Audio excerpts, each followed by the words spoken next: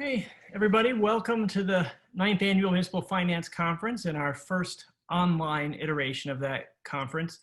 I'm not Mike Belsky, as advertised on the program. Mike couldn't be with us today and sends his regards. I'm Chris Berry from the University of Chicago, filling in.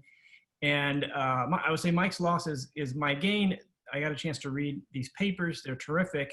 And we've got a great lineup of speakers and discussants. I want to just lay out a couple of the ground rules, and then I want to roll right into it because we want to use our time efficiently to get to the content. So first of all, for audience members, if you would like to make a question that could be asked to the presenter, please use the Q&A function rather than the chat function. So you'll find at the bottom of your Zoom page the Q&A, and try to use that for questions that you'd like to feed that might ultimately be asked of the presenters. The way this is going to work, we will have each paper done one at a time in totality. So we will have the paper presented, the discussion of the paper, and then Q&A on that particular paper, all sequentially. And then we'll move to paper 2. We'll do the 3 components of the discussion of paper 2, and so on. So those are the ground rules. My main job here is to keep time so that everyone gets a chance to say what they'd like to say and the audience gets to hear from everybody. And so in that spirit, let's just get right into it and not waste any time. Our first presenter is Dario Sestao, and the virtual floor is yours. Thank you, Chris. So let me share the slides. I have it here. Okay, perfect. So let me start.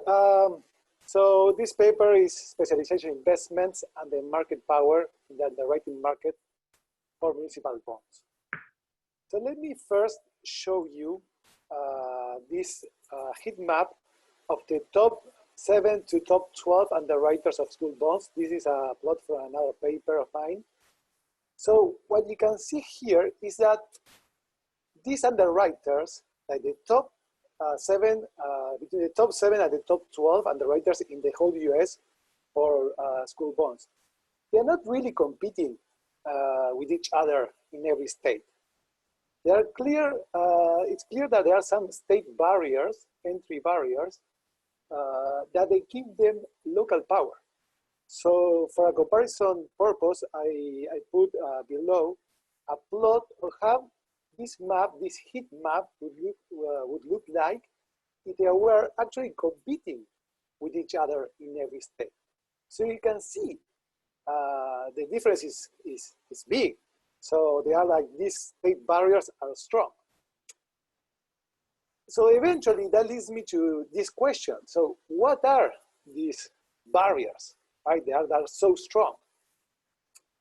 And probably you may be thinking about many barriers, entry barriers to enter each state, but probably those barriers applies both to the negotiated segment of the underwriting industry and the competitive segment of the underwriting industry. But here is a curious fact.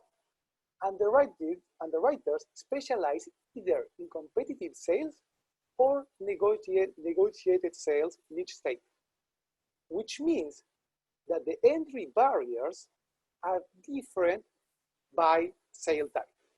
So there are some entry barriers if you want to do if you want to participate in competitive sales, and there are different entry barriers if you want to participate in negotiated sales. And underwriters specialize. We don't do both. Which leads us to the second question. What are these entry barriers for each sale type? And what I find is that top or the underwriters with the highest shares of negotiated sales tend to be local, and the underwriters with the highest shares, market shares of competitive sales tend to be national banks based in New York City. Which brings us to our second conclusion of the paper is that if you want to participate in the competitive segment of the underwriting industry, you need to invest in broker-dealer relationships. And underwriting firms with pre-established broker-dealer relationships have an advantage for competitive sales. And if you want to participate in the negotiated segment of the underwriting industry, you need to provide other yields beyond, other benefits beyond yields to issuers. And local firms can provide more non-yield benefits like trust, giving them an advantage for negotiated sales. Right. So to get to these conclusions, these findings, I use the following sample. I use a sample of bonds issued by independent school districts. I have no particular interest in schools. I use this sample because of many technical reasons. Schools are homogeneous across states, that they are like structurally very similar across states. We also issue plain vanilla bonds. So I make sure that I'm comparing apples to apples when I compare bonds in different states. So these are like very homogeneous bonds. This sample is huge, right? So school bonds represent like 30% of all deals in the municipal bond market. And schools, they cannot regulate themselves. So that brings additional homogeneity to the sample. So to be sure that we are comparing apples to apples. So I'm using over 60,000 deals in 36 states between 1990 and 2014. So we have 36 states because 43 states have independent school districts. The other state, they have dependent school districts. And not every independent school district issue bonds or issue the required number of bonds that I need in every state. Like New England school districts, they usually use a municipal bond bank. So that's why they will not show up in this sample. And what I do, I'm going to divide my sample in 5 periods of 5 years each. So I'm going to have 150 state periods. And for each state period, I'm going to measure the market shares of the highest 3 underwriters of competitive sales and the top 3 underwriters of negotiated sales. So for example, here we have Pennsylvania between 2000 and 2004. So I observed 700 deals almost, a little bit more. And I'm going to divide these deals in 2 groups, those issued through negotiated sales and those issued through competitive sales. So these are the sample size. So then I see what is the market share of the underwriter with the highest market share of negotiated sales. So this is Dane Rusher. I do the same for the second top underwriter. This is Arthur Lestrange. And third, we have PNC Bank. And then I do the same for the sample of competitive sales. So I see which are the top underwriters here in this segment of the market. So we have Boeing, Bank of New York Mellon, and Payne Weber. Now it's UBS. So what I do next for the top negotiated underwriters, I measure their market shares in the competitive sale market, right? In the competitive segment of the market. So these are the shares for PNC. So they have 0% share of competitive sales. These are the shares of Arthur Lestrange, 0% share. And these are the share for Dane Rusher. So basically they are the largest, they underwritten with the largest market shares of negotiated sales, and they have 0 market shares of competitive sales. So they are like 100% lower. I do the same for the top competitive underwriters. So Boeing has a 0.5% market share of negotiated sales. Payne Weber, almost 1%. Bank of New York Mellon, it has almost 5%. So you can see that difference. Like they have like large market shares of competitive sales and very small market shares of negotiated sales. Like the change or the drop going from competitive to negotiated, it's like near 100% for each of the largest underwriters of competitive sales. If we look to all state periods, we see the same huge differences. So for top negotiated underwriters, we see that going from negotiated to the competitive segment of the market, the drops are 72% in terms of deals or 85% in terms of deals. Something similar for the top competitive underwriters. And if we narrow the sample, if we use a more homogeneous sample, like the difference between the market shares between one sale type and the other are even higher, like almost 100%. Like, so you either do one or the other, but you don't do both. So they're really specialized. I also use ranking regression. So I regress your ranking in competitive sales against your ranking in negotiated sales. And that relationship is super negative. So it's a huge ranking reversion. So if you're a top negotiated underwriter, it is very likely that you're a low negotiated underwriter. Okay? And believe me, I did a lot of robustness tests, and this is not a spurious result. They genuinely specialize. So next, what I do is, all right, so they face different entry barriers. So I want to characterize or try to figure out what are these different entry barriers between competitive sales and negotiated sales. So what I do, I classify each top underwriter, negotiated or competitive, in each state period according to the location of the headquarters relative to that state. Okay, so I have 5 types of underwriters. So it can be local N, means that that top underwriter, the headquarters of that top underwriter in that state is in that same state, so it's a local underwriter, and that underwriter has never been a top underwriter in any other state. You also have local X, so these are local underwriters that are also top underwriters in other states. We have regional 1, so these are underwriters where the headquarters is in a contiguous state.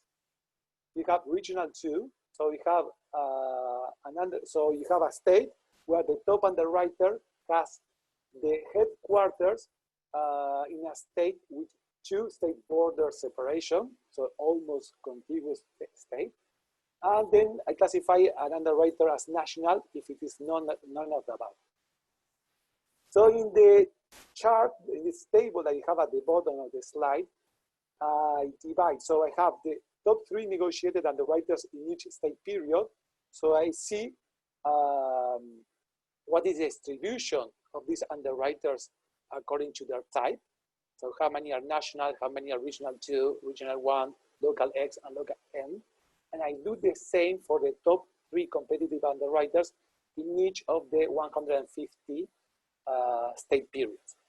So notice the following. So look to the right of the table, and you're going to see that 27% of the top negotiated underwriters are local N. So local underwriters that have never been a top underwriter in a different state. Why? It is only 8%, a third for competitive underwriters. And on the other hand, you will see that 55% of the top competitive underwriters are national underwriters. Specifically, most of them, they are based in New York City, while only 22% of the top negotiated underwriters are national. Okay? So this led me to make the following postulation. So it's not a conclusion because I cannot really prove the following statements, but they are consistent with the data. So what I say is that, what I said before, so to be a top competitive underwriter, the underwriter needs to invest in broker-dealer relationships, and underwriting firms with pre-established broker-dealer relationships have an advantage in competitive sales. And on the other hand, if you want to be a top negotiated underwriter, you need to provide other benefits beyond yields, like non-yield related benefits to issuers, and local firms can provide more non-yield benefits like trust, giving them an advantage for negotiated sales. And Dario, pardon the interruption. You have 2 minutes to go. Thank you. So, and another thing that I show, so I cannot, So these statements are consistent with the data. I cannot prove it, but I can prove that it's not due to know-how. So know-how doesn't help you to be a top underwriter. Reputation does not explain these results either. Okay. And also, so something that I found in another paper is that there are many states that prohibit negotiated sales. And these laws that prohibit negotiated sales are very beneficial. So they have huge cost savings, like 13 basis points per deal. So given that we have $4 trillion of municipal bonds outstanding, that means that these laws that prohibit negotiated sales save around $5 billion to municipalities per year if they were there. However, 15 states have relaxed the bans, have relaxed or lifted the bans on negotiated sales during the past 30 years. And I was puzzled. But now with this paper, I see, or I can understand why. So notice that legislators, when they lift these bans, they favor local firms because local firms are the top negotiated underwriters. And also notice that local firms make a stronger lobby group when it comes to state laws. Okay, thank you. Thank you, Dario. That is perfectly timed, almost down to the second. I appreciate it. And now we have a discussant, and Brad, the floor is now yours. Great, thank you. Well, first of all, Dario, very ambitious paper. I think just tracking municipal firms over the past 25, 30 years is a challenge in and of itself. I would say the school district segment does lend itself to research, although I think it's a little bit more of a complex and heterogeneous segment of the issuer market than it might appear. I mean, you look at the range of size of school districts, and you've got New York City with almost 1 million pupils, and I know of upstate New York school districts that have maybe a couple of dozen. So there's a tremendous variety that's captured even within the school district space. But I do agree that school districts tend to offer, relatively plain vanilla GO, or in some states, lease rental type security structures. So there's not a tremendous amount of revenue bond structuring and variation that you'd have to deal with if you were looking at highway bonds or airport bonds or hospital bonds or many other sectors. So I get that. I would say I have qualified agreement on specialization. Clearly, it takes different resources to serve the local school district market through negotiated sales and competitive sales. The negotiated market is a boots on the ground market. So if a bank wants to participate in the let's say the California school district market or the New York school district market, to the extent that there's negotiated deals, California is more of a negotiated market than New York by far, then you need a network of bankers who are able to go out and spend time meeting with the school boards, trying to understand their financial needs. You have to understand in many states, there's an intermediary that plays an extremely important role. Those are the financial advisors or municipal advisors. So you have to be able to develop relationships with municipal advisors. And the investment in doing that over a population that's probably dominated by small deals is fairly high. And so you have to get to make that successful, to make it work, you have to have a very good market share. The analogy that everybody seems to use that's become cliched at this point is, are you hunting rabbits, or are you hunting, big game? Are you hunting buffaloes? So there are clearly different models. I think for the competitive market, there are some, I think there are also some specialized investments, although I would say that the network of brokerage, broker-dealer, the investor base still has to be there. Whether you're buying a deal negotiated or whether you're buying it through a competitive bid process, you still need an off-taker. So you still need a network of retail brokers to sell to retail investors. You still need some institutional relationships with mutual funds and with other institutional buyers of muni bonds. So I think that probably exists as a requirement or as a barrier to entry or whatever you want to call it, as at least a condition of doing business for either firm or either firm taking either approach. The other thing that I've found is, and I've worked for a couple of these firms. I now work for Bank of America. I used to work for Payne Weber and then UBS. And one of the things that the big national firms have is a very distributed brokerage network. A lot of individual financial advisors with retail clients across the country, and they're constantly looking for inventory to provide those accounts.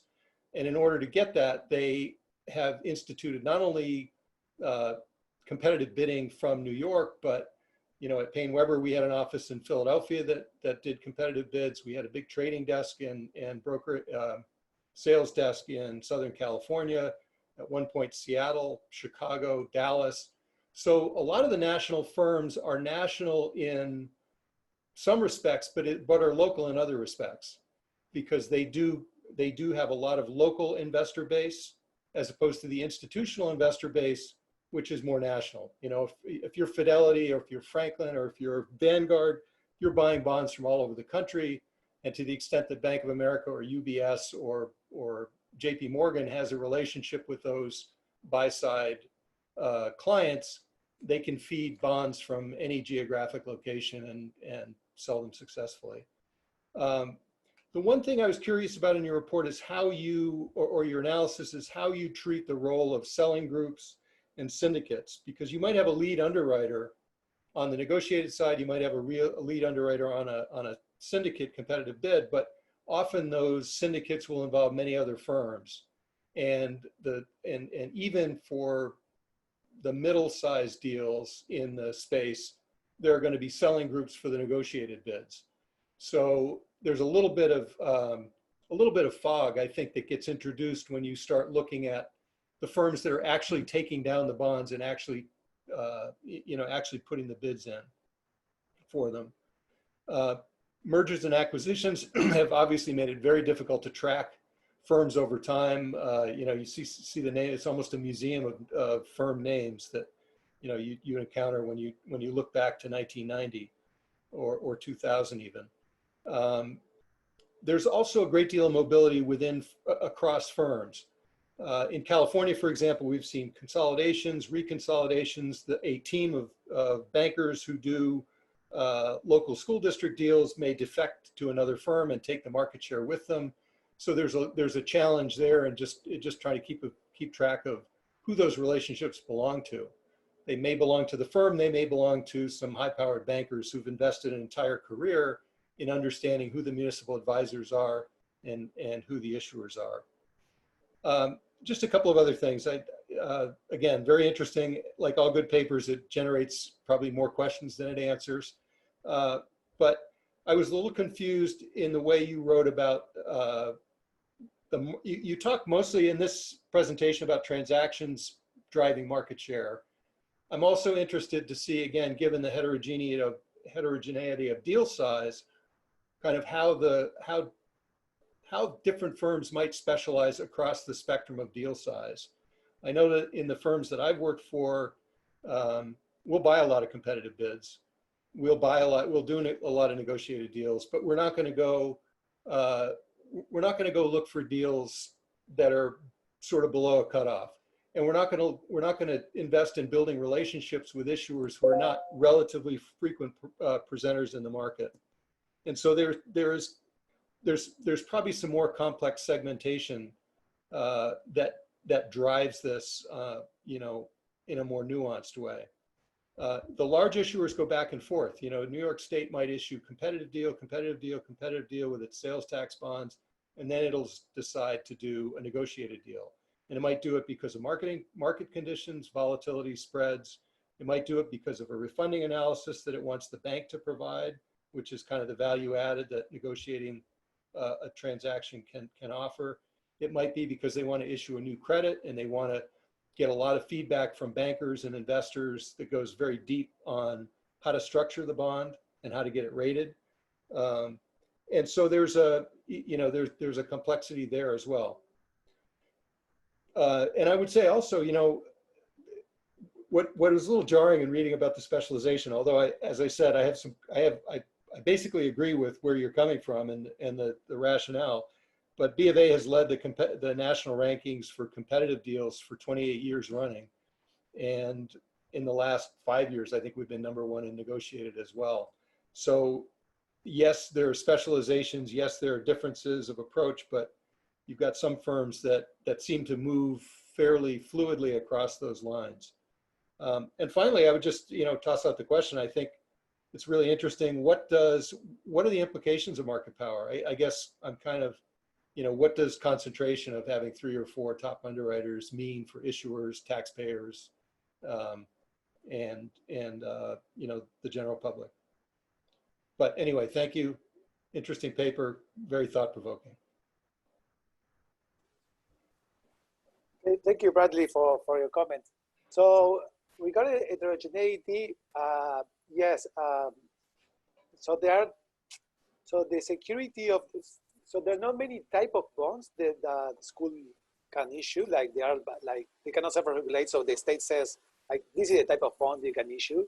So there are not many bond types that you can issue. Like GO, like most time you have only one type of GO bond that you can issue. You have different school size. So what you need is that the distribution of school size have to be similar between states, or at least between the competitive sales and negotiated sales. So I know in this paper I wasn't clear about that. What I'm going to do is I'm going to use a matching algorithm to solve that problem. Then what you said about what you need for negotiate to be a leader for negotiated sales, that's basically exactly what I was saying. So with much more details, you need all of that you mentioned. So I think that's what I'm saying, that this is the advantage that local firms have, because you need to do all that. It's much easier to do it. So this is the fixed cost that you have to do, all the things that you mentioned. When you're local and you have your headquarters there, it's much easier to do all those things because for many obvious reasons. Then competitive, and so with competitive, you still need to enter the state. And what I'm saying is that in that decision that you actually need a trading desk in that state, the likelihood that you enter that state is higher if you're going to share the market with other banks of your network that also entered the state. But overall, they were like very good comments, and I'm going to incorporate them also. Some of them I already incorporate them. Wonderful. And thank you for the exchange. Thank you for the discussion and the presentation and the back and forth. We have a couple minutes left to take questions from the audience. Some have already been submitted. If you have one, feel free to use the Q&A to submit more. I want to start with one addressed to Dario, which is, did you consider school district enhancement programs? Many US state governments have programs that enhance school district debt to increase the marketability, offering another layer of security to investors. And Dario, you're still muted, I believe. So this is at the early stage, and I have all that data. So basically, I collected all these state enhancement programs. I already have a classification. So I classify the type of security they provide, right? If it is a permanent fund, the full face and credit of the state, or intercept or of school aids, the timing of where they intervene. But it's not incorporated yet to the paper. So basically the answer is no. I haven't done that yet, but I have the data. Okay, that's a great. Appreciate the honesty and forthrightness of your answer. That's great. Another question is, this question is coming from me actually. Both you and Brad kind of alluded to sort of changes over time in this market and how things are going, and I'm curious, where do you see this segmentation headed? Do you see it going towards increasing specialization and segmentation over time? Do you see any trends that would push in the other direction? What are your thoughts on the future? Well, I have I have one reaction I have is that and this is a change in the municipal market. So we don't do advance refundings anymore, which I'm sure you're all familiar with the idea of advance refundings. They were a very significant part of the municipal issuance volume over the last decades, and the tax law changes of a couple of years ago took that out. And so one of the things you're seeing is that some of the big national firms are moving down in size. They're looking for maybe going into the next tier of mid-sized issuers. So I think it may prove that you will see greater competition within states for negotiated transactions, just because we've now got maybe more resources to deploy in the banking business, and we're going to send people out and be maybe a little bit more diligent about finding targets. One thing to Mario, add to that. So you can have the last word. Go right ahead. So the concentrations, if you measure the Herfindahl index in the competitive segment, it hasn't changed in the last 20 years. So according to my sample, and the Herfindahl index in the negotiated segment has increased by a lot. Like it's much more concentrated, or by the end of my sample, it's much more concentrated than at the beginning. So no change for the competitive segment, a huge increase in concentration for the negotiated segment. All right. Thanks to you both for a very informative presentation and discussion, and for staying right on time. We're going to move to the next presentation. I want to be sure to let the participants know you can submit your Q&A via the Q&A function at any time. We'll accumulate them during the talk or during the discussants' comments. So feel free to submit them as they come to you, and we'll keep track of them. With that, I want to move on to the next paper where Jerry Zhao will talk to us about America's $1 trillion repair bill. So brace yourselves. First, let me share my PowerPoint. Can you see it? Okay, very good. Yeah. Good afternoon or good morning. It depends on where you are. Yeah, this is Jerry Zhao. I'm a faculty member at Humphrey School. I direct a research center called Institute for Urban and Regional Infrastructure Finance. It's a great honor to attend this conference to present this paper, which is about capital budgeting and the disclosure of state infrastructure needs. The paper, the working paper, was sponsored by the Volcker Alliance. So first, I want to thank all the kind help that we received from Bill Glasgow and all his team. In this presentation, first, I will briefly talk about the background of this research. Then, well, just briefly review some literature in this line of work. It has been several decades, but I would say that actually our knowledge, or we only have a glimpse of knowledge about how all the states are doing their capital budgeting. And then I will report our findings about state capital budgeting practices on three aspects. One is the processes, and the second is about their capital budgeting documentation. And the third, more specifically, into state capital needs disclosure. And at the end of this working paper, we provided 10 recommendations for states to improve their infrastructure needs disclosure.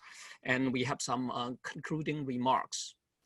Well, many people would agree that in this country, we have lagged behind in infrastructure investment in recent decades. Those projects cost a lot of money, and they have impacts only got realized into long future, and also with high uncertainty. So not surprisingly, the political willingness to invest seems to be low in a place where every tax dollar needs to be justified. I do my research mostly about infrastructure finance. I look at three sets of key questions. One is, well, where the money come from? And the second, how money gets spent? And the third, what are the outcomes? This paper fits into the second theme. It's about capital spending, capital expenditures. We care about how those decisions got made. and we care about the allocation of resources, not only across different type of infrastructure, but across different stages of infrastructure development, like new construction or maintenance. And the paper can be downloaded directly online. So it's part of the series that's called Truth and Integrity in State Budgeting, sponsored and led by the Vocus Alliance. In the first year of the whole project, we worked together with other universities and school, all the states, on like about 2,000 questions, but only one of them was about capital budgeting, that's deferred maintenance. And so in the second year, we took on this special projects to look into capital budgeting and deferred maintenance. The original idea was, well, to look at the variation of deferred maintenance across all states and to build models trying to explain what are some determinant factors. It turns out that we were not able to do it because of data availability. Not that we were not able to collect them. It was because most states actually themselves would not have idea how big is the gap for their deferred maintenance. So we stepped back and we conducted a more basic inquiry into how states conduct their capital budgeting and the extent the extent to which they report or they disclose infrastructure needs, and to see what kind of picture we're able to piece together with limited information. And well, regarding the literature, there has been some academic writing, but not much about capital budgeting system that dates back to like 1960s. There are some reports, sometimes a series of reports published by professional associations like NASBO or GFOA. NASBO is National Association of State Budgeting Officers. GFOA is Government Financial Officers Association. In those report series, they have recommendations. They call good practices recommendations of how things may be conducted and how the document will look like. There are also some state infrastructure needs study. Most notable would be something called Infrastructure Report Card by ASCE, that's American Society of Civil Engineers. And just to give you some sense about those infrastructure report cards, ASCE score each state and also the country as a whole on the condition of infrastructural facility, merely based on a panel of experts. And then they provided some estimates of how much money will be needed to bridge the gap, and they recommended some really large numbers, like multiple $1 trillion before the facility could be improved to a more service level. And in this research, we built on those previous work and we conducted a document analysis, and all the data, all the information are open information online, although we did contact several states for questions of clarification and others. Regarding capital budgeting processes, we look at budget instructions, we look at governmental websites. Regarding capital budgeting documentation, we look at adopted bills containing capital improvement projects. We look at capital improvement plans. Regarding disclosure of infrastructure needs, we look at the documentations that I have mentioned, and also any other sources that could find out information related to deferred maintenance in those states. I can briefly report our findings in those three aspects. First, regarding state capital budgeting processes. It's commonly known that state and local governments conduct their capital budgeting, their capital budget and operating budget separately, but it turns out that the level of separation is lower than I had expected. Most states would have two budgets prepared and considered simultaneously. Only two states, Minnesota and Ohio, have totally separated processes for capital budgeting. Those 2 states, they use biennial budgets. So in 1 year, they would adopt or consider and adopt their operating budget, and another year they dedicated their attention to the capital budget. We also look at the division of labor in preparing and adopting budget. And well, in about 20 states, we see some different level of separation in dedicated offices or dedicated committees. Here is a map. The map shows that, well, 10 also states would have a dedicated office or committee for capital budgeting preparation, and slightly more than 10 would have well, dedicated office or agency for capital budget consideration. Some have both, but most states, more than half of the states actually have neither. And we have some tables showing some more details.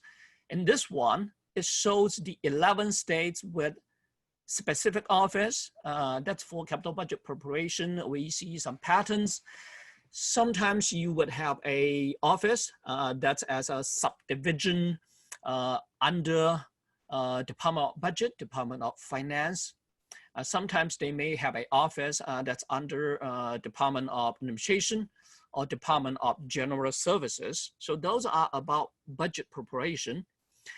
In this table, you are seeing, well, about 15 states where they have dedicated committees that are looking at capital budgets.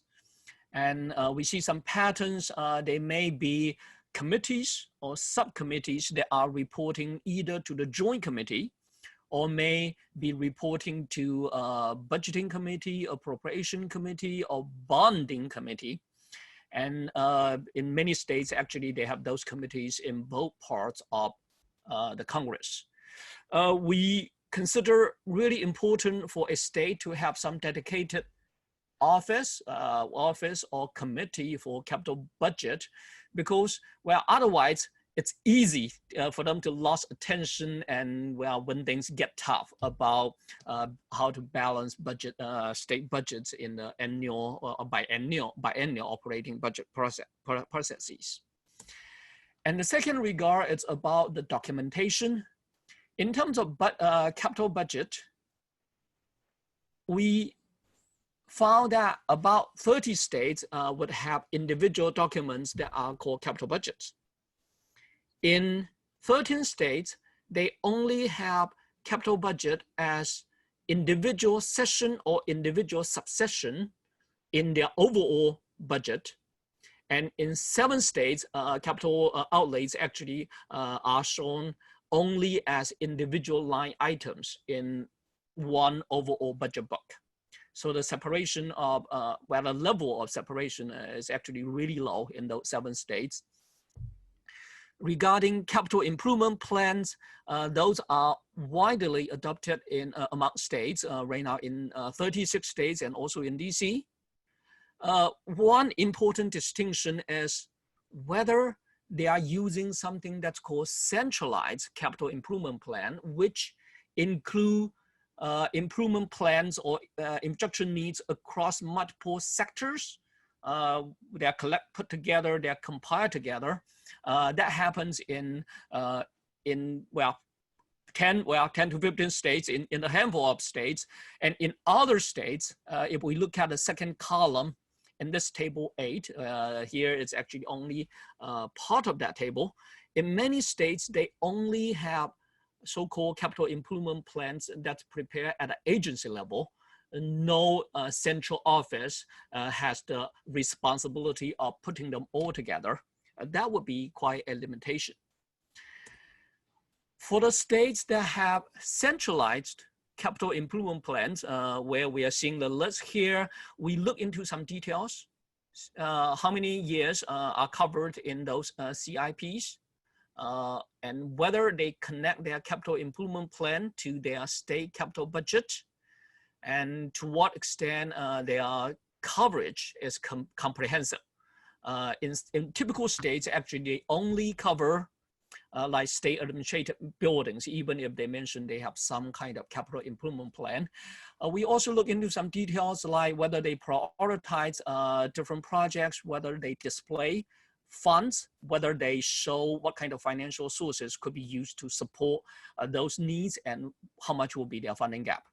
And here I highlight one example, that's State of New York. State of New York is a great example. It has a more comprehensive coverage in their capital improvement plan, and that covers 5 years, and it's connected clearly to their state capital budget. Jerry, Lastly, pardon the interruption, 2 minutes to go. Thank you. Thank you.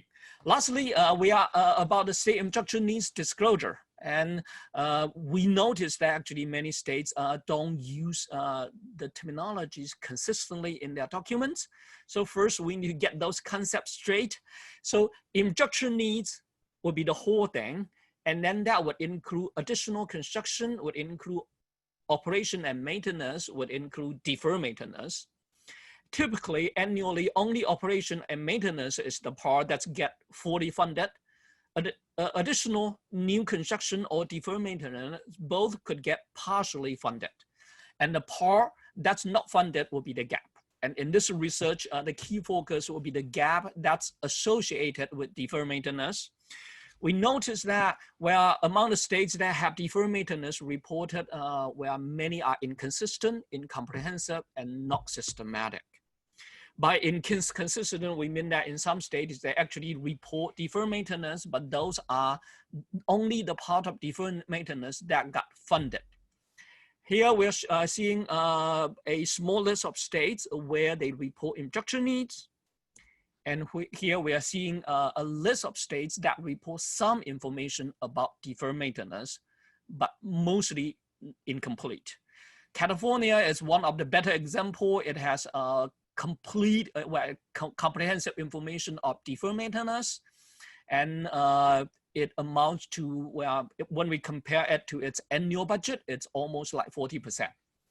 We don't have sufficient information about other states, but if other states would have a gap as large as California, as 40% of their annual budget, and we calculated the total state maintenance gap would be as large as, well, almost 900 billion.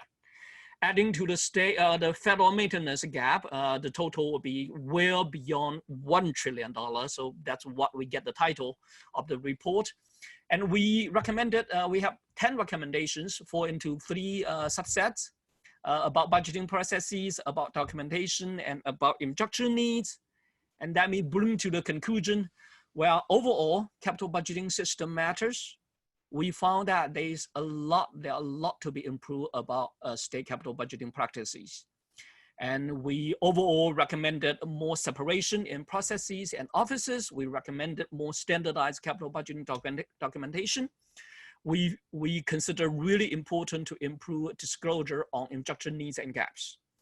Overall, this research is merely exploratory and descriptive. It's not ambitious, but we consider this an important step. Charting the landscape is helpful for the next step. Also, hopefully we can do some research about what actually works. And in terms of practices, I think we know that we are not doing sufficiently in terms of injunction needs in this country, but first make sure that we get clear about how limited we are before we are able to take those issues seriously. So thank you, and that's our final slides as for future discussion and comments. Thank you.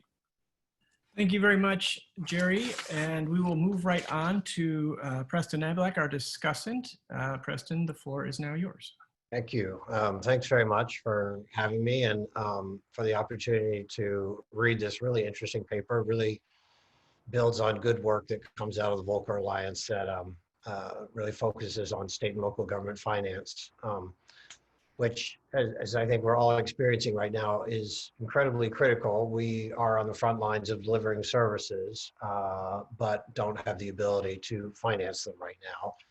And I think that's, you know, we're all keenly aware of sort of how important state and local governments are right now and how difficult it is for them. So I guess as a practitioner, you know, so first of all, I'm not from a state, I'm from a city. And so I was sort of thought it was interesting that whoever decided I should be the discuss it here decided that. But we are state-like in a lot of ways. Just in terms, I'm not sure about our capital budget. In terms of our operating budget, our operating budget is about $88 billion this year, and it's larger than all but 4 states. And we have a vast service array. Brad mentioned earlier that there's 1.1 million students in public schools in New York City. It's not a separate school district. It is part of the government of the city of New York. The mayor appoints the chancellor. It consumes 30% of our budget every year. We also have police, fire, water and sewer, sanitation, all the usual services, a very robust social services network. We pay uniquely, I think, a quarter of the cost of Medicaid. We split the local share between the state and local government. And our capital program kind of reflects that range. The current capital program for fiscal years 21 through 24 is $67 billion. We finance all of it through bonds. And we have a very, in many ways, I guess what was striking here for me was, it was so interesting to see what other people do and to sort of see the deficiencies that Jerry and his co-authors laid out. On paper, our process looks pretty good, but in practice, it feels very deficient. And that's why I just wanted to focus on a little bit. And I think I would say that I would have started from sort of the point where Jerry ended, which was the assessment of infrastructure needs. To me, that has always been the weak point in in New York City's capital budgeting. So let me start with the planning, the capital improvement program. There's a 10-year plan that is formulated every other year. This process is supposedly jointly led by the Department of City Planning and the Mayor's budget office. So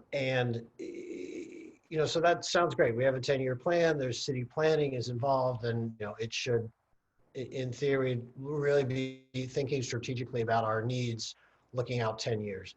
In fact, it's pretty much a stapling together of agency budgets, and that's what the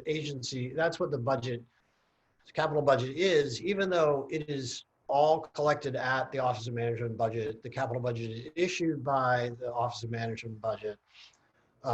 It is an agency-driven process. And the degree to which individual agencies assess their needs is, well, first of all, it's kind of a black box, so I can't really say for sure. The most transparent one is probably the Department of Transportation, which is 20%, I guess, of our capital budget for obviously roads and bridges. We've got, we have lots of water, so we have lots of bridges. We also have ferry boats. We have lots of transportation infrastructure. They do a condition assessment, and there's some reporting there on that, but it is not connected to the budget itself. It's not reported in the budget. There's nothing that says, all right, we're putting this much money into roads and bridges, resurfacing or whatever, and that will get us to a state of good repair, 85% of the way to a state of good repair, 50% of the way to a state of good repair. That will, close the deferred maintenance gap by X. And so we, at least from the outside looking in, and I believe that this is also true of the Office of Management and Budget, we don't really know what we need, and we don't really know how well we're doing and how well we're meeting our deferred maintenance, our operations and maintenance, and our ongoing operations and maintenance. And I think without that assessment, and I'm a big admirer of the District of Columbia's CARS system. Putting that into place in a city like New York, I think is obviously daunting, but it's another $100 million IT boondoggle for someone. But it's a huge, as I said, a huge capital infrastructure that we have responsibility for. But I think in some ways, if we don't find ways to given the extent of the need and the cost of it, which is about 12% of tax revenues every year to service the bonds, we really risk wasting tons of money on stuff that we don't really need. So the next step, in addition to identifying the need, is then finding a way to sort of prioritize. And there are all kinds of guidelines and ways of analyzing how you might prioritize capital investment when you have limited resources, which is, the curse of budgeting. But there's no, at least in the city, there's no transparency there about what exactly, how exactly that is people have made decisions, the Office of Management Budget or the agencies or the mayor or the city council or whoever. And so there's really very little, or no understanding of how to analyze really the budget that is presented. And I think this is a problem for council members. Each council committee with jurisdiction over a set of agencies holds budget hearings each year. Years ago, they actually used to have separate budget hearings for the operating budget and the capital budget. That practice has been abandoned, and in largely, not totally, but in practice, and it's actually started to come back a little bit. There's been more emphasis on it in the last couple of years. In practice, what that means is the city council really does very little oversight over the capital budget. And they get, sort of distracted by their projects in their districts, but they can't get their arms around, even at an agency level, they can't get their arms around, they don't have the analytical tools given to them to address, to really sort of ask even smart questions about the priorities that the capital budget they're presented with reflect. So I don't want to take up too much time, but I thought it was, I could go on and on and on, but I thought it was super interesting to sort of see a kind of picture of the range of practices, and it was interesting in that it made me sort of compare our process on paper to our process in practice and the discrepancies between the two. So I'll stop there. And again, thank Jerry and his colleagues for an interesting paper. Thank you, Preston, for your comments. Jerry, before we have other questions, would you like to take a minute to respond to Preston? Yep, President, thank you so much for the comments. And yeah, in this case, we look at states and we also look at DC. And we mentioned that DC have something good about asset management that maybe cities could take a look. I really like your comments. I think it would be nice in the future. I could also look into capital budgeting practices of cities, at least some big cities. And there are a lot to be learned there. And I also want to echo a point that you mentioned about transportation being the sector that tend to have better information. That's quite true at the state level as well, although that's not much covered, it's only barely covered in our report. But even in transportation, in some other research that I have conducted, we found that in this country, we are lagging behind many other countries like UK, Australia, New Zealand in asset management. And the reason is that in other countries, transportation, they need to compete with other policy area to get money. And so they have a good system of documenting their needs. And in this country, it hasn't been the case. So I think overall, as a state and local, really, we need to find a way to get more attention to to capital budgeting. And otherwise, I think, as Preston mentioned, easily there will be distractions since we are state and local government, they always have the pressing need to balance their budget. Excellent, thank you. Okay, I have a few questions, and I'll just start with a background question, a fact that came in, which is a question for Jerry. You focus on state level capital budgeting and planning. What share of public infrastructure do they control compared to local? So is the question about like state capital outlay versus local capital outlay? Yes, I believe so. Yep. In that question, I would only be able to offer transportation as an example. Other sectors will be different. But for transportation in many states, actually in recent years, local governments actually pick up a larger share than states. Clearly, different states would have different ways of funding their transportation and state and local divide. But that picture actually have some overall meaning, and certainly the situation could be different across other things like school districts. But overall, more attention, although need to be dedicated to local level. If I could just jump in quickly. In some ways, the transportation funding is clearer, right, than a lot of other things. There's more information out there, but it really illustrates also the perversity of our federal system. It strikes me as kind of nutty that local governments have a larger share of transportation expenditures than state governments, and that the federal share is the size that it is, given that transportation is obviously critical to economic development generally. And in some ways, the continued devolution of federal and state responsibilities down to the local government really, I think, undermines good capital budgeting overall, optimal capital budgeting overall. Excellent, thank you. Question for Jerry. I mean, what are the issues underlying this $1 trillion repair bill, as you describe it? Is there some political issues here? And I wonder if you have thoughts on them. In particular, new infrastructure investment is something shiny that voters can see, that people can be happy to see appear in their neighborhood, for example, whereas investments in ongoing maintenance to keep the thing running are often invisible to people until something goes horribly wrong. Mm-hmm. And so that creates a tension for politicians often to want to not invest in these less visible infrastructure maintenance sort of work. I'm wondering, in your survey of states, if you found that there were some states who are better at solving these problems or had created institutions that make it easier for people to take account of these kind of less visible investments and the value they create. Mm-hmm. Well, excellent question. And I totally agree that in this country, it seems that the political willingness is quite low. And I don't see this for infrastructure investment. I don't see this as a bad thing.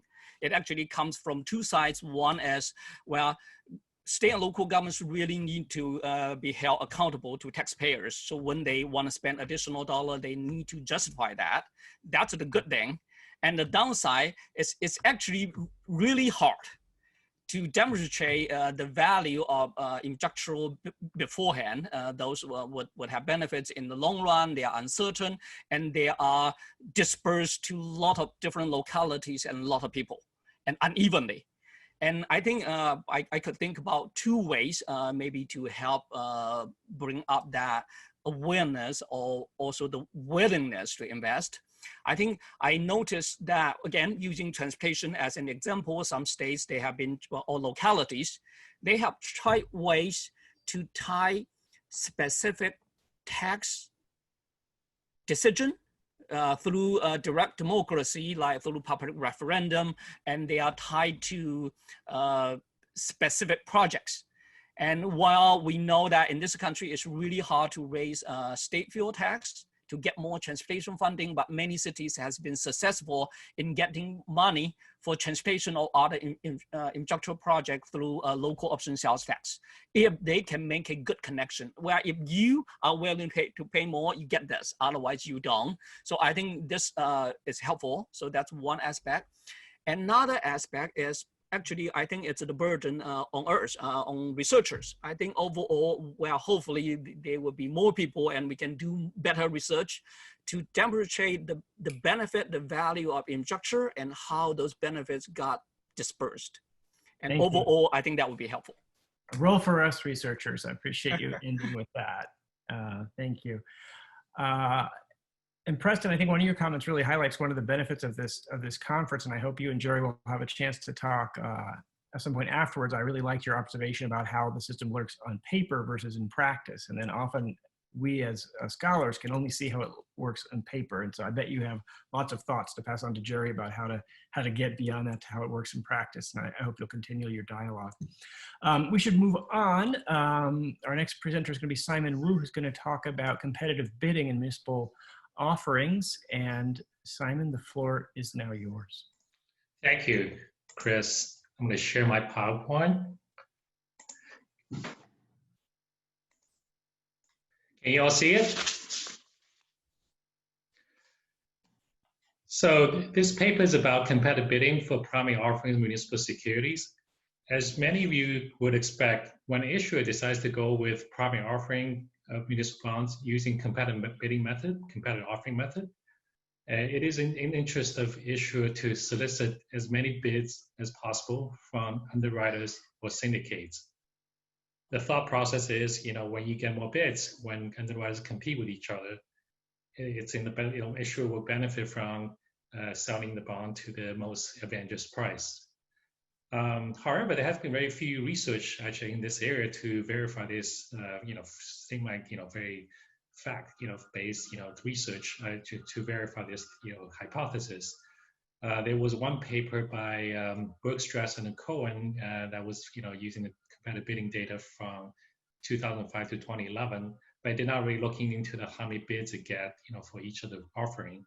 So we decided to collect some data to test this hypothesis, and I can tell you, like, our findings actually, confirm the expectations. And before I go over the finding results, I want to just briefly go over the background information for municipal bonds and also the primary offering process. I work for the MSRB. MSRB is an SRO chartered by Congress. It's a self-regulatory organization, industry self-regulatory organization. MSRB is responsible for protecting municipal bond investment issuers and to safeguard this $4 trillion municipal security market. So in order to achieve the goal, MSRB has three main missions. One is to establish rules for dealers and municipal advisors. And two is to collect and disseminate market information through EMA. And third is to provide educational resource and market analysis for stakeholders. Now, back to the primary offering method. Before bonds could be traded the secondary market, issuer had to offer the bonds through the primary market to underwriters and in order to be sold in the secondary market. There are three main methods for selling offering bonds in the primary market. One is competitive sales, the other one is negotiated sales, and third one is private placements. Between competitive sales and negotiated sales, they have about 90% of the market. Now, one difference between competitive sales and negotiated sales, for competitive sales, issuers actually dictate the structure of the offering up front, including the term, the price, the interest rate structure, and other exotic features such as callable features. Then issuers solicit bids from underwriter syndicates at a predetermined time, and once all bids are collected, the issuer will evaluate its bids and award the offering pursuant to the highest bidder. For negotiated sales, it's a little bit of reverse order. So the issuer will sell directly to a pre-selected underwriter or syndicate. And once that's done, then the issuer will negotiate with the underwriter on interest rate, call features, and purchase price of the issue without any public competition. The competitive sales is relatively unique to the municipal bond market. So if you're familiar with the other markets, security markets, negotiated sales is much more predominant method for primary offering, including corporate bonds, and also many of you are familiar with the IPO process for equity. They all kind of go through a negotiated sales method. The third method is private placement. Historically, that's less than 10% of the market. It's essentially for a placement agent to sell the new issue on behalf of the issuer directly to a limited number of sophisticated investors. So in this case, the private placement really is an agent. It's selling the bonds on an agency basis. Historically, less than 10%, but there has been some anecdotal evidence that during the market crisis back in the spring 2020, private placement become somewhat a more popular method for issuer to offer bonds to the market. So here's a chart breaking down the summary stats, in terms of market share. These are by the number of issuances. They're not by, offered par amount. So here, you see 2019, we have a data till June 2019. Roughly speaking, competitive sales, negotiated sales, it's about equal in terms of percentage. And private placement much smaller percent. But if you look back, go back 10 years to 2009, you would see that competitive deals actually have been kind of growing, trending up, over the course of 10 years. Comparatively speaking, the negotiated deal has been kind of losing ground a little bit from 58% 2009 to about 47% 2019. Then, for those three, each of them use, not all of them are using municipal advisor as a process. Issue retains municipal advisor for help with placing the bonds in the primary market. But as you can see, competitive has 88% time use of municipal advisor. Only about half of the negotiated sales use municipal advisors, and private placement is a lot even lower than that. So now we go to the main findings of paper. I want to just briefly acknowledge the data was provided by IPO. IPO is a subsidiary of iEdge Market. The data is for the period from January 2009 through June 2019. Also want to mention one thing. When the bidding data, competitive bidding data, when market participants when underwriters bid for the particular issue, it is quoted on either on a net interest basis or a true interest cost basis. Net interest cost, NIC or TIC. It's a little bit technical, but I want to explain like it's either or. So both of them is aggregate yield for the entire issuance, not just for each security.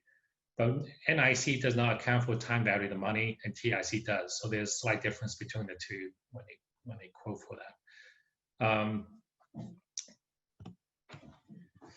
Okay, number of competitive bids received.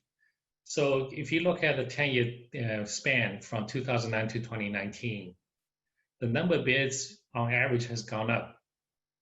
It went from 4.4 bids in 2009 to 5.7 bids. Now, granted, during the most of the 10-year period, most of the time was hovering around 5 bids per deal, per offering. But by 2019, it went up to 5.7.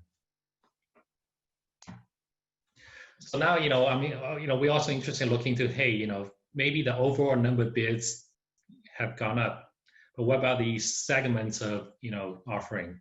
So we look at two, little area first. One's by issuance size.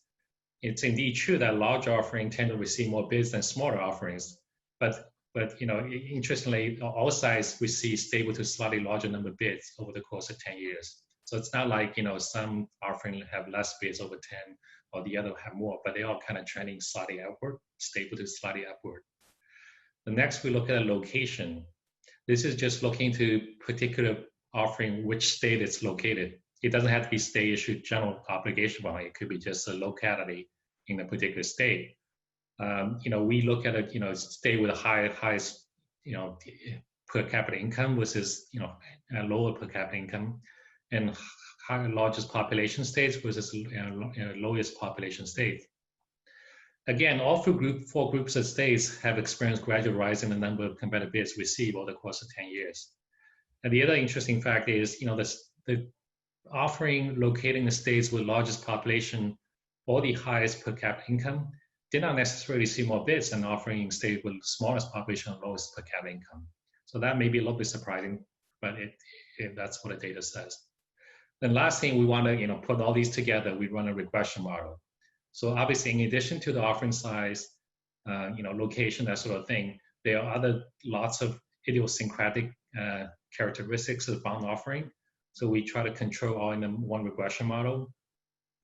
Things such as whether issuance is a fixed rate, issuance of or whether it's a insurance. So we control all those in one model. And even after controlling all these, the model confirmed that there was an upward trend, statistically significant over the course of 10 years.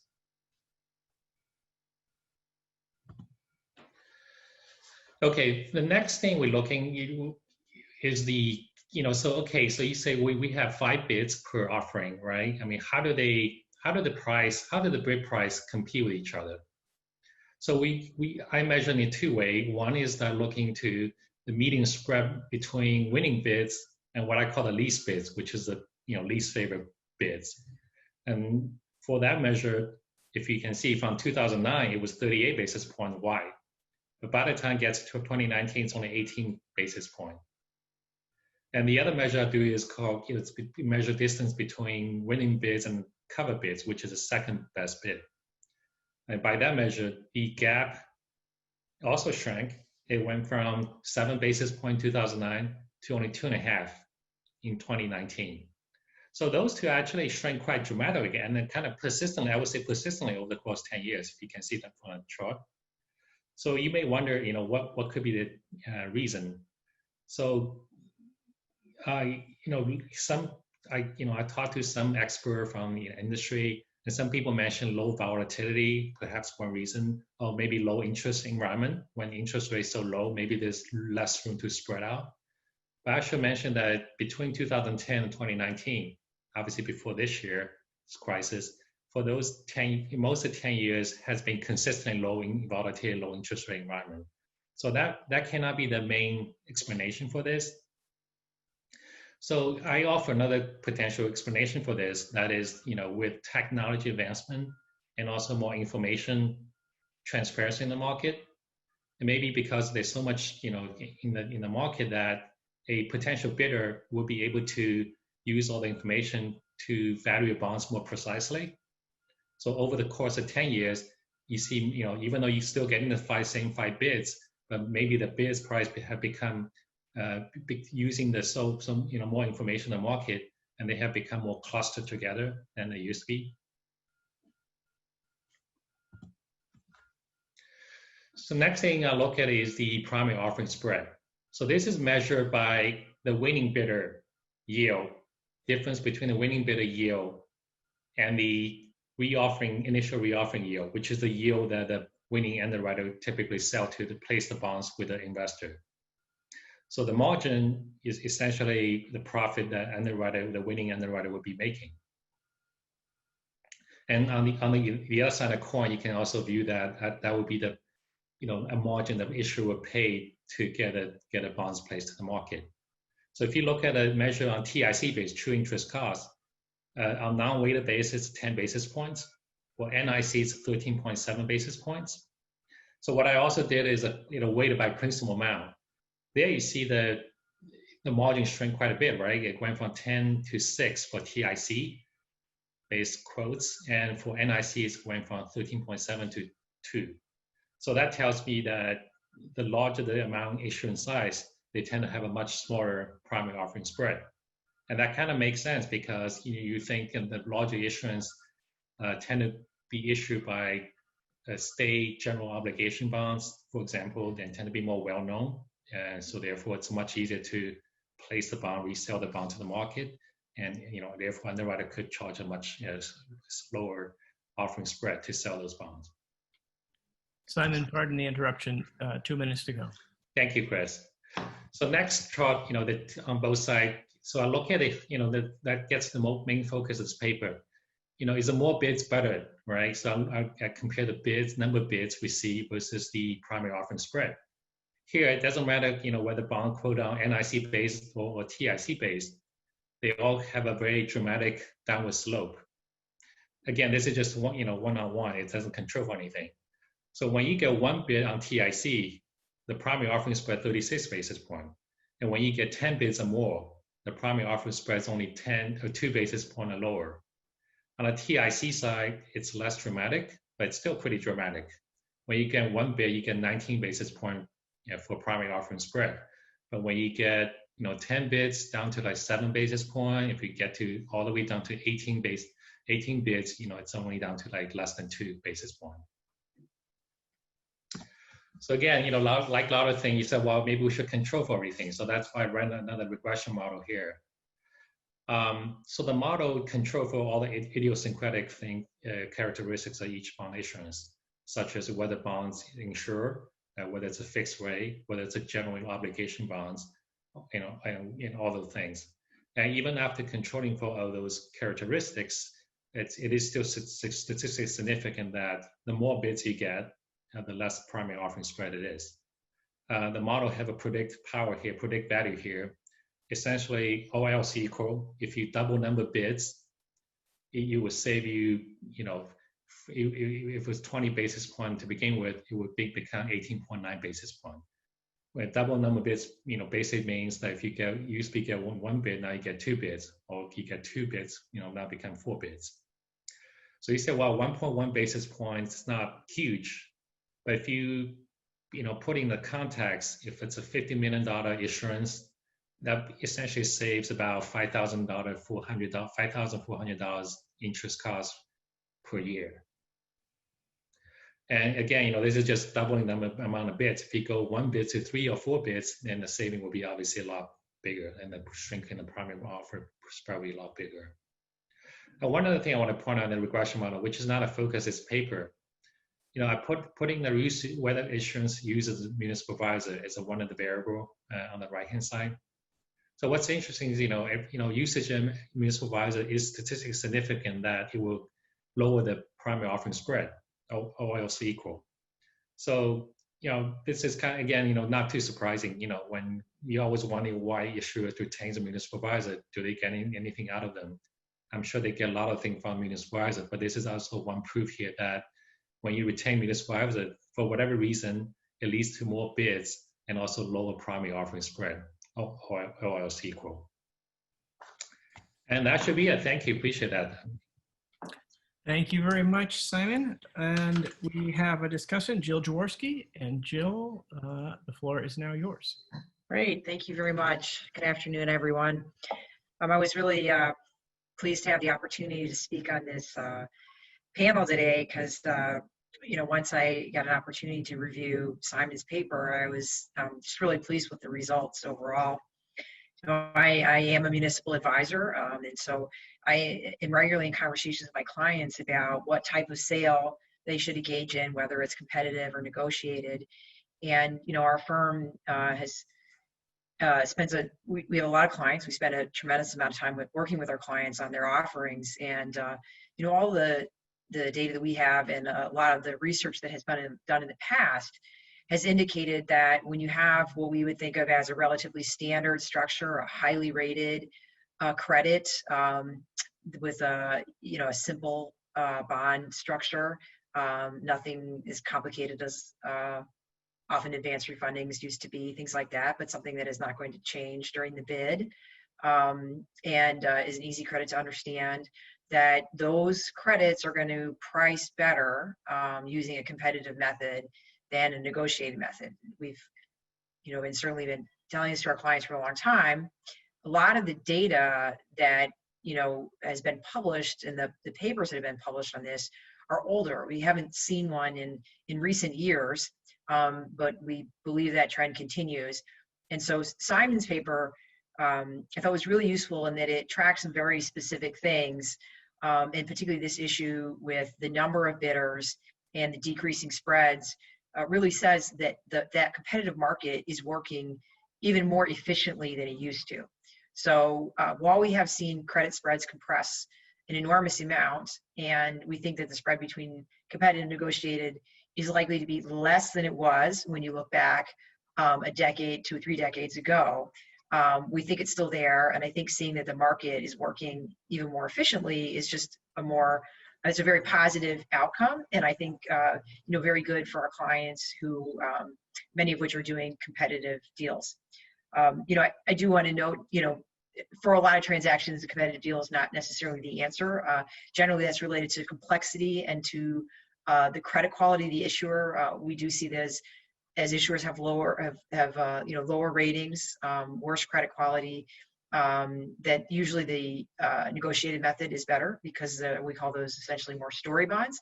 There is a lot that needs to be told to investors, and having the underwriter in a negotiated underwriting able to use their sales force to have more direct conversations with the investors is beneficial in those circumstances. In addition, when we're working with complex transactions such as taxable advance refunding, since we're not doing tax-exempt ones anymore, where the size of the transaction is going to change based upon the actual sale results, and there's a bit of an iterative dynamic to that usually those are going to work better on a negotiated basis as opposed to a competitive, where we would have to inform the bidders ahead of time that we were going to make changes to some degree afterwards. That lessens the efficiency of the competitive bid. So I think, overall, this, I think data, demonstrates a lot of what we've thought. But as Simon said, having the actual facts behind it, I think is very useful. I was also quite interested in, and of course you can imagine I'd be interested in this. I was delighted by the fact that transactions with municipal advisors have more bids and lower spreads. You know, we of course in the industry believe that we bring a lot of value to our clients, but seeing that there's data that supports that is of course very gratifying and supports what we've been telling our clients. But I had a few thoughts on why that actually might be the case. And I think sort of the three key things that popped into my mind about, you know, what is it that a municipal advisor might be doing that would improve the number of bidders and the results is, first off, the municipal advisors are active in the marketplace. So we have an understanding of the type of bidding parameters and the type of deal structures that are going to be most market friendly, that the investment banks are going to be most interested in bidding on. And so we can advise our clients when they're preparing their notice of sale on how to fit into those market standards and improve the results of your sales. Of course, you know, not all clients can do a market standard transaction, but many of them can, but wouldn't know how to do that without, you know, having the market familiarity that we do. So I think that's one thing that, you know, creating that market standard that is easy to bid on is helpful. The other couple of things that I was thinking about is that municipal advisors do tend to pick up the phone. So a lot of times when after the notice of sale's gone out and there's an offering document out there, one of the things we will do as an advisor is simply call around to all of the major investment banks. And we'll also call, those are what Dario's talking about. We'll call the local investment banks that are active in the marketplace and just make sure they saw it, that they're aware of it, and that it gets onto their deal calendar. And, you know, oftentimes the answer is, I hadn't seen that yet, or it came through, but I didn't look at it.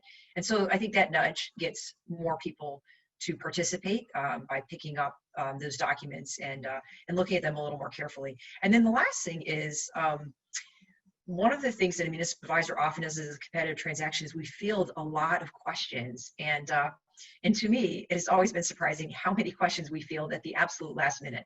So we are often getting calls half an hour, 20 minutes, and 10 minutes before the bid. Those calls at that point are not about the credit. They are generally about the bidding parameters, about the technical nature of the bid. And, you know, because we are setting aside time as a team. We have more than one person to be able to answer those calls.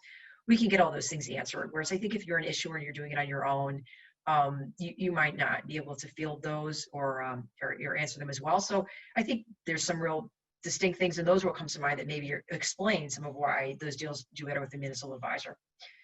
The other thing that I really was focusing on as I was looking at the data and the trend lines is, we saw this trend line over the last decade of increasing bids, but then we saw this real spike up in 2019, in the first half of 2019. And we also saw in 2018 and in 2019 an increase in the percentage of competitive bids out of the market.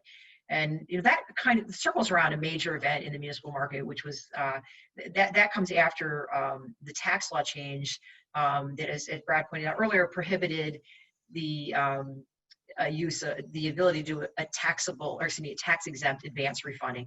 And advance refunding is a relatively complex transaction, not as well suited to a competitive sale, though many of them were done through the competitive sale, but more often through negotiated. It involves always having to update and change your numbers after you get the actual sale results, because you have to match your bond proceeds exactly to the purposes that you need, which is exactly to the amount you need to refund your bonds and pay your cost of issuance. And you can't have really excess. Does not work in a refunding. So you end up having to adjust the par amounts and various aspects of the sale after you've done it. And that's not as friendly to a competitive sale. So, in looking at this, I think some of the data probably would, in further inspection, I suspect that some of that bump in more bids had to do with lower volume of tax-exempt bonds. And what's important when we think about 2019 is we have year-end data on 2019, and 2019 ended up being a very strong year for municipal bonds. But the data that's in the paper is for the first 6 months. And the first 6 months were not. The first 6 months were trending to a much lower volume year than we ended up experiencing. The volume tremendously picked up in the second half of 2019, and in fact, hugely picked up in the last quarter, really primarily related to just outstandingly low interest rates and a surge in taxable advance refundings because the market levels just reached such low rates that it starts to make sense to do these transactions on a taxable basis. And we even saw certain issuers choosing to do new money projects on a taxable basis too, particularly entities like universities where there's some real value to them having the flexibility of having issued taxable bonds for this tax. So a number of things that were going on in the second half. But I think if we look at the first half, it probably has characteristics more related to 2018. And so I think as we saw tax exempt refundings go away, we probably had fewer complex deals, and the increase in the simplicity of transactions, I think probably would have led to this increase in competitive. And then the low volume overall probably drove towards more bidders on those that, the investment banks really needed to continue buying bonds. We had significant money coming into money market funds. So we have investor demand and investment banks continuing to try to fill that demand, certainly wanting to be the providers of those bonds, have them running through their shop as opposed to another. So I think that could have led to more bidding and then the further diminishing of spreads. Now, we'll sort of have to see how that plays out over time, because last year was so strange in the shift between the first half and the second half. And then, of course, this year started out very strong. And then due to the pandemic, we've had a very disrupted market. Though we have really achieved a great deal of stability in the last month, which is wonderful to see. But I think, again, this year will be a difficult year to look at the data and assess real trends. So we may be in a hard time to sort of suss some of this out further. But I think, being able to dive a little deeper into what's going on as far as the types of bonds that are being sold competitively will really help in sort of, learning a little bit more about where these trends are going. Thank you, Jill. Simon, would you like to take a minute to respond to Jill's discussion? Yeah, sure. I think it's a very nice comment. Thank you, Jill. Yeah, so I think all her comments are great. So I'd like to definitely, even though this year might be a very oddball year, but I'd like to see what happened after, first half 2019 and especially in the 2020 going through the pandemic, how the process is going. And also the other area we promised would do down the road is to revisit the issue of choice between negotiate versus competitive. I think like Joe mentioned, the literature has been old and also been kind of divided as to, is other economic rational decision, right? So definitely like to look at it, see what kind of bonds would choose competitive versus negotiate. Thank you for the comments. Thanks. And we're nearing the end of our session. We have an audience question, which happens to be similar to a question I wanted to ask. So we're going to get that one. And then we'll let that be the final question for today. Simon, the question has to do with what else is different between what determines the number of bids received, and what else might be different between these observations with a lot of bids or few bids? And another way of asking that is, like, if there was kind of one omitted variable from your regression that you were worried about and would magically collect, what would it be?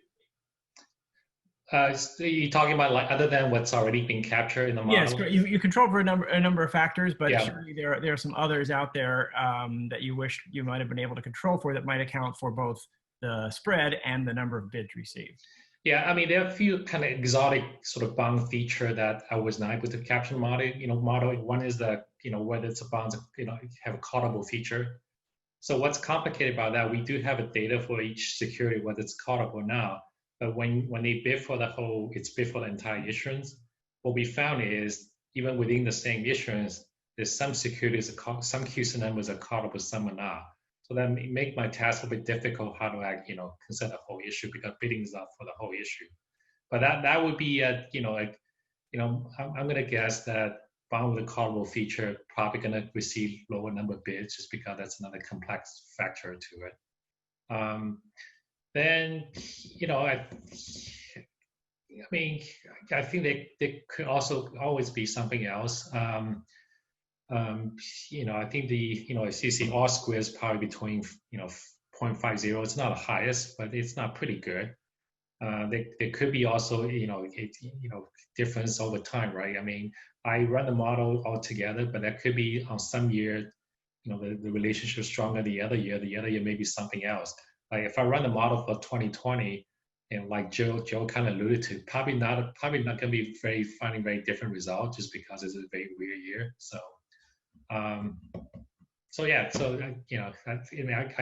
I did the best to get all I can get, but I'm sure there's something I could be missing there. Okay, well, thank you. And this would be the moment to thank all the presenters and all the discussants and the audience. If we were all together, we'd be applauding now. I'll applaud you all on behalf of everybody. And thank you for a wonderful panel today. And that concludes our session. Thanks for watching. Be sure to like and subscribe for more videos from Brookings.